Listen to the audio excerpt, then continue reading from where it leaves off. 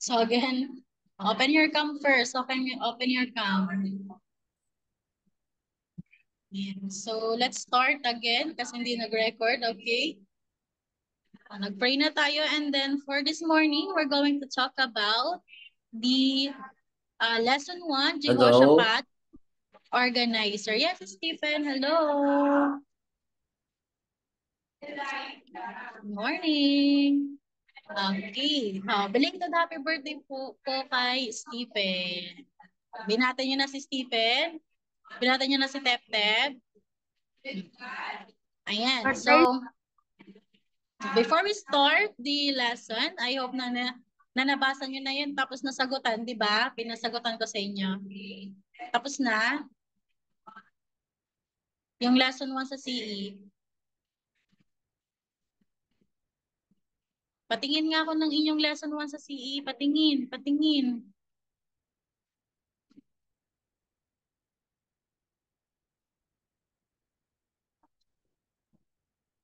Patingin ako ng nasagutan.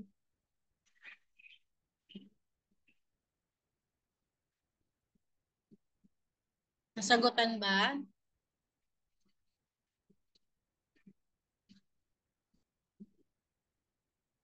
Konti lang. Okay. So, i-continue yung sagutan. Kapag hindi natapos, i-continue yung sagutan mamaya. Okay. Yung lesson 1 natin is about Jehoshaphat, the organizer. Okay? Do you have your Bible? Beside you, Bible. Can I see the Bible?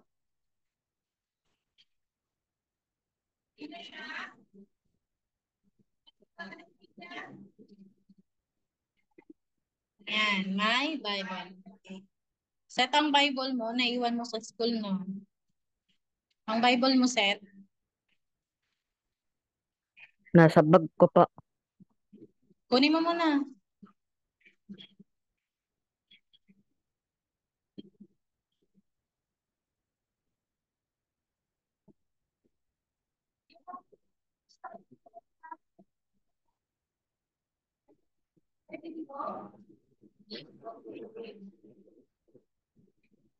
Okay, and open your Bible at Chronicles 2, chapter 17. Chronicles 2,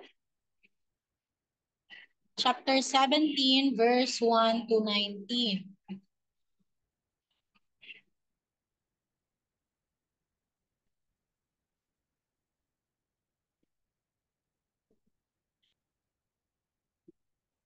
Okay na?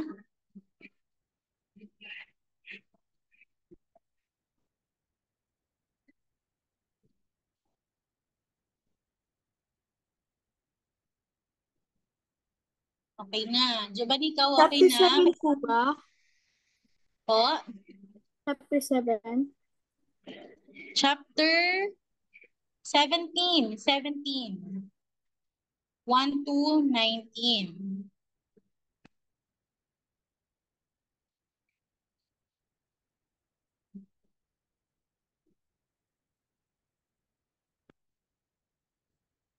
Ayan, so mababasa po natin doon. Ayan. Nakita na, nakita na. Giovanni, nakita na? Okay. Set, nakita na, Set?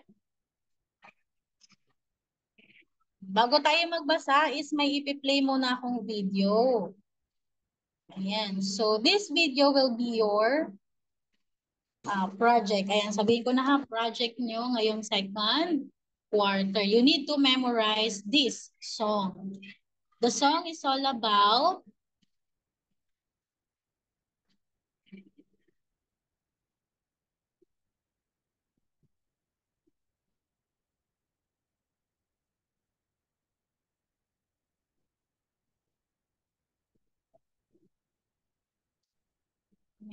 the books of Bible.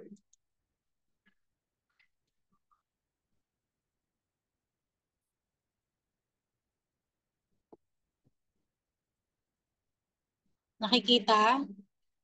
Huwag niyong alisin yung sa ano niya. Nakikita?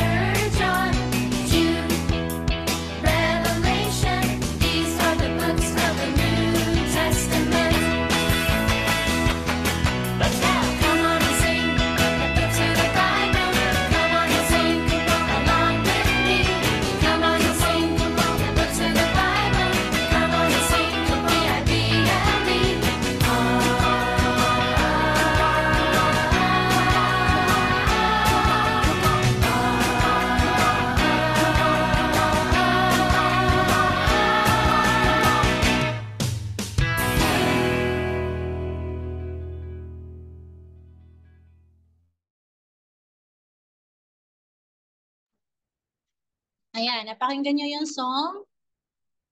The song is all about the books of the Bible.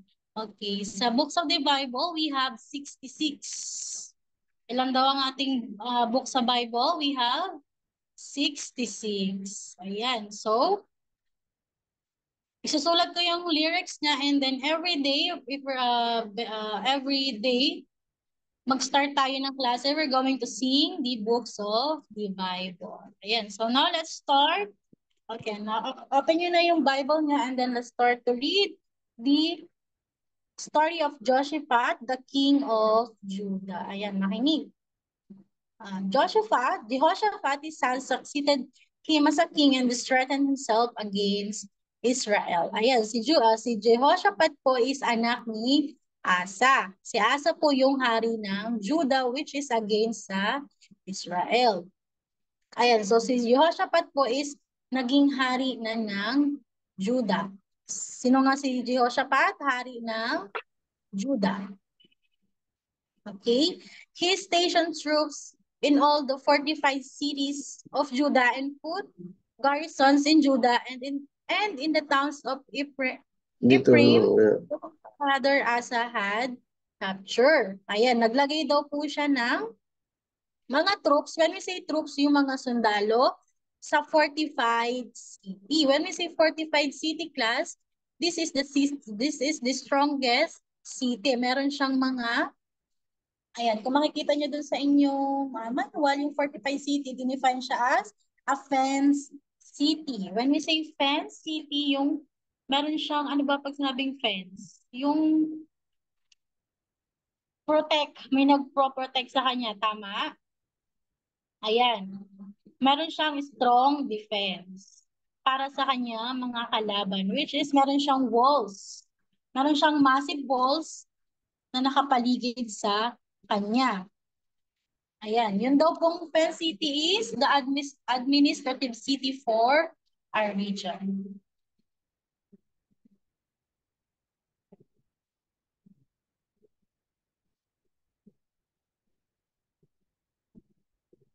Next is, ayan. So the Lord was with Jehoshaphat because he followed the ways of his father David before him. Ayan. Sino daw ang kasama ni Jehoshaphat, Andrea? Sino daw ang kasama ni Jehoshaphat?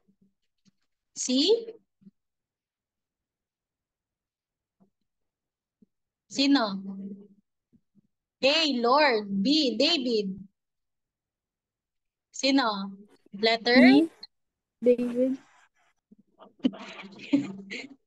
Seth, sino kasama ni Jehoshaphat sa pamumuno? God. Si God. Ayan. So, si Jehoshaphat po ay isang masunuring anak ni Lord. And then sabi pa dito, he did not consult the Baals. When we say Baals po, yun yung mga, yung, ano ba yung tag doon? Yung mga replika na, na sinasamba ng mga sinaunang tao. Ang tawag doon ay Baal. Anong tawag doon, Juban? Sa mga replika na yung mga symbol na sinasamba ng tao, ang tawag sa kanya ay Baal. Ano daw, Juban? Baal. Baang. Baal. Ayan. Sa bagbag ko, sa halip na si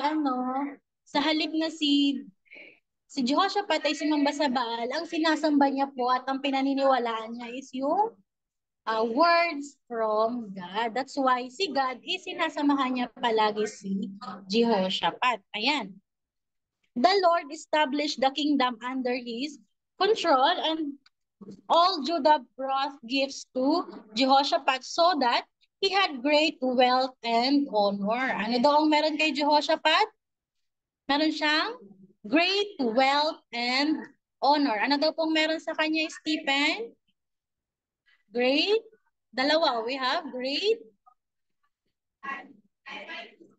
Wala si Stephen. Mahina ang signal. Meron siyang great wealth and honor. So, ganun pala na kapag pala sumusunod tayo sa way, kapag yung buhay natin is sinusunod natin sa gusto ni Lord, magkakaroon tayo ng great wealth, and honor. So, anong dapat nating gawin? Seth, anong dapat nating gawin? Palaging sumunod kay Lord. Lord. Ayan, very good. Next is, ayan, sabi pa dito, yung heart daw ni Jehoshaphat was devoted to the ways of the Lord. Furthermore, he removed the high places and the Asherah poles from Judah. Ayan, yung ni-remove niya is yung Asherah poles.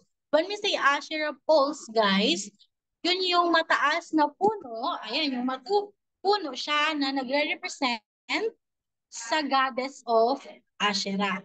Ayan. So yung mga sinuunang tao, kung napapansin nyo, kung napag-aralan nyo sa AP, kahit sa Pilipinas dati na sumasamba sa mga Diyos, Diyosan. Alam nyo yun, yung, di ba sa Philippines tayo, may sinasamba tayo yung mga, alam nyo yun sa AP, yung mga symbol. May tawag dun eh, bulol, bulol ba yun? Basta yung gano'n, yung sinasamba nila. So, sa ibang bansa, meron tinatawag din silang Baal. Yun yung symbol or sinasamba nila dati. Pero si Jehoshaphat, ang sinasamba niya ay si Lord. Ayan. So, in the third year of his reign, he sent his officials Benhail, Obadiah, Sicariah, Nathanael, and Mikai to teach in the towns of Judah. Kung narinig niyo yung pangalan na yan, ayan, sino yan? 1, 2, 3, 4, 5. Nandun yan sa books of the Bible. Natandaan nyo? Nandun si si Zachariah lang pala, at saka si Nathanael, at saka si Mikai ang doon. So sila pala is galing sa town of Judah. Pinababa siya po ni Jehoshaphat kasama ni na Livita, Shemaiah, Nethaniah, Zebadiah, Asahel, Shemiramoth, Jehonathan, Adonijah, Tobijah, and Adonijah and the priest Elishama and Jehoram. Ayan, pinababa po sila from kingdom, is pinababa sila sa town to ipalaganap. Pwede si ipalaganap ba in English? Ano bang English ng ipalaganap? Andrea? Spread, di ba? To spread the learnings from the God dun sa town. Ayan. Ayan yung mga tao. Tandaan niyo yung mga tao ha, yung mga tao na involved dun sa pagpapalaganap ng words of God. When we say palaganap, spread the Lords of God. Ayan, dito, throughout Judah, taking with them the book of the law of the Lord. Ano daw yung dala nila, Juban? The book of the law of the Lord. Ano daw dala nila, Andrea? Anong book ang dala nila? Anong dala nila ay? The book of The the Lord. law of the Lord. Ay, Anong dala nila, Seth? Anong book yon? The book of the law of the Lord. The book of the law of the Lord. Tandaan niyo yan, ha? They went around to all the towns of Judah and taught the people. The fear of the Lord fell on the kingdoms of the land surrounding Judah. Ayan. So that they did not go to war against Jehoshaphat. Ayan. So nabalitaan yung mga nakapalibot na bansa na yung king ni Jehoshaphat is pinamumunuan ni Lord. That's why sila ay natatakot na labanan. So 'di ba dun sa mga nakaraan natin pinag-aralan, 'di ba kay David, lahat ng nagiging kalaban ni David is natatalo because David is with God. So sa atin, sa buhay natin, kailangan natin si Lord para po. Bakit kaya natin kailangan si Lord sa buhay natin, Andrea?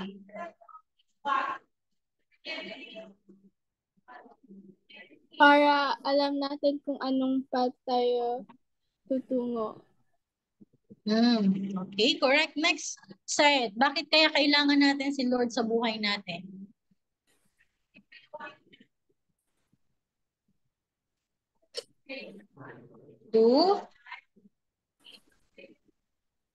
To guide us.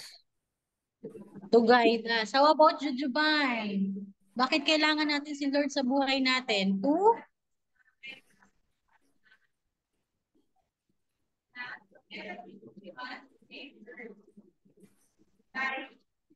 Two? Ayan. So, kailangan din natin sa Lord, sabi ni Andrea kanina, parang same na din yung kay Andrea at kay Seth, to guide.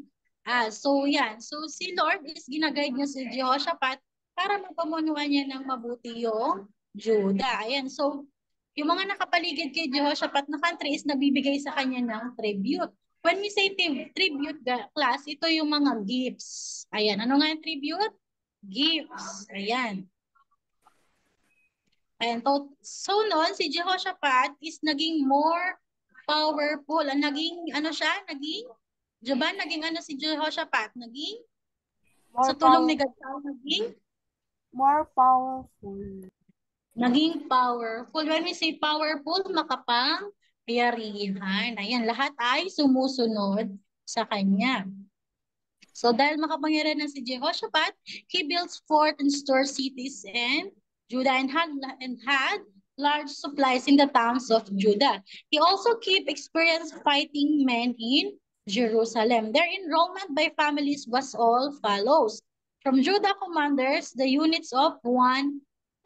Ayan, isasend ko yung screenshot nito tapos send ko sa ating GC. Hindi, mamaya na lang. Next, Jehohanan,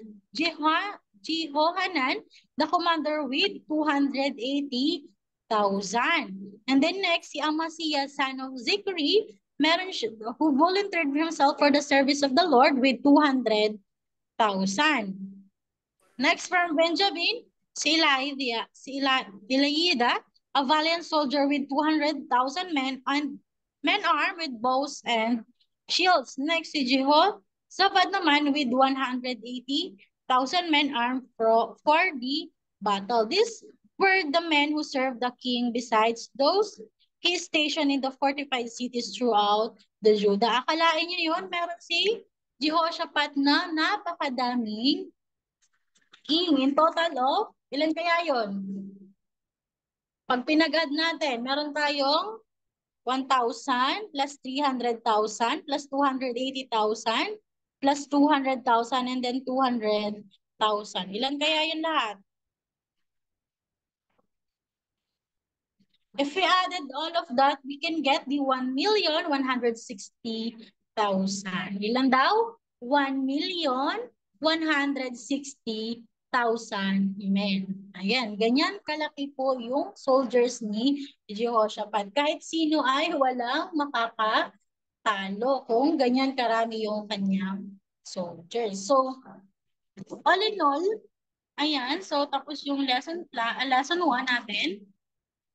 Ayan, so to summarize this, ayan, di ba si Jehoshaphat meron siyang Lord sa buhay. So to summarize that, we need God to protect us from danger. So lagi natin isa sa buhay ang mga aral or salita ng Diyos. Okay?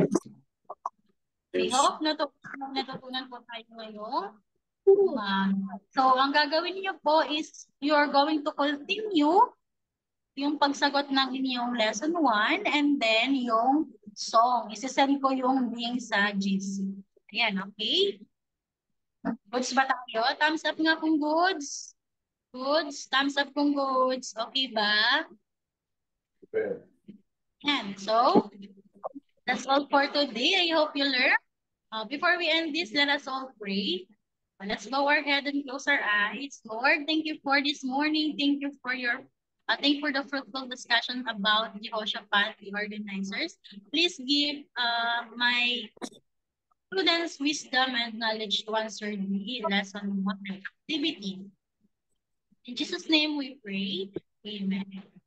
Okay, that's all. See you later at 9 to 9:30. Maths naman. Ihanda nyo na ang inyong NB3 and math worksheet. Bye-bye! Sure, yes.